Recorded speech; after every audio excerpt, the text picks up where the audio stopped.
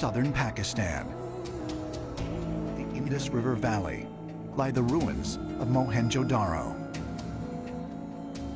This ancient city, whose name means Mound of the Dead, was one of the largest urban settlements in the world in 2600 BC. The ancient city of Mohenjo-Daro had what appeared to be streets that were laid out parallel and perpendicular to each other like a modern city. The homes actually had their own toilets, and they had a very sophisticated sewer system. So it looks like a very advanced city. Ancient astronaut theorists have long thought this site was also the epicenter of a nuclear explosion that occurred more than 4,000 years ago. Skeletons were found in dead positions as though there was an instantaneous death. And some of those skeletons, as measured by Soviet scientists, had 50 times the normal radioactivity. They found pottery that had been fused. Then walls were heated to such an extent they became vitrified or glass-like, suggesting some sort of ancient nuclear weapon involved. According to the Mahabharata, the ancient holy text of the Hindus, white-hot smoke rose in infinite brilliance and reduced the city to ashes. Horses were burned by the thousands, and corpses were vaporized by intense heat.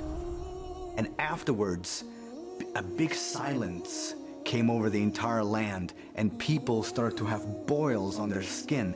Their hair started to fall out, and their nails.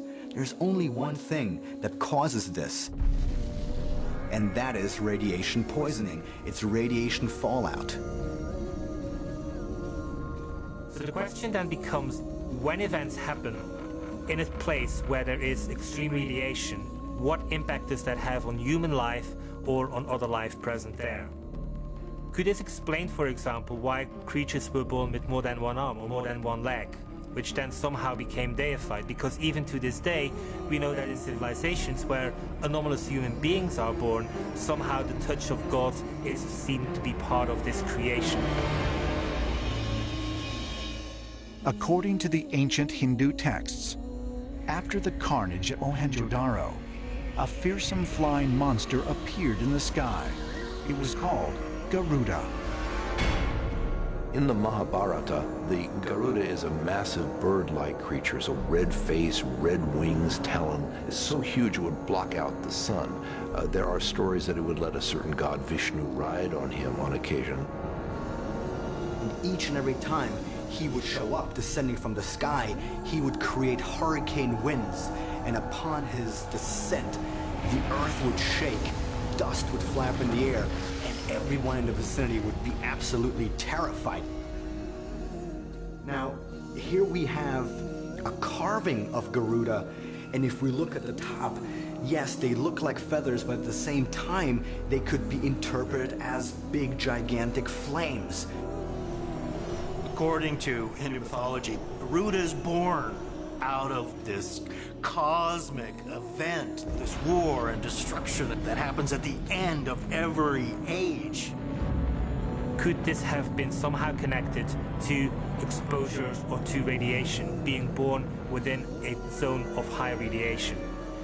We cannot know the answer, but we do know that within India and within Pakistan there are known zones of higher radiation than there are normal.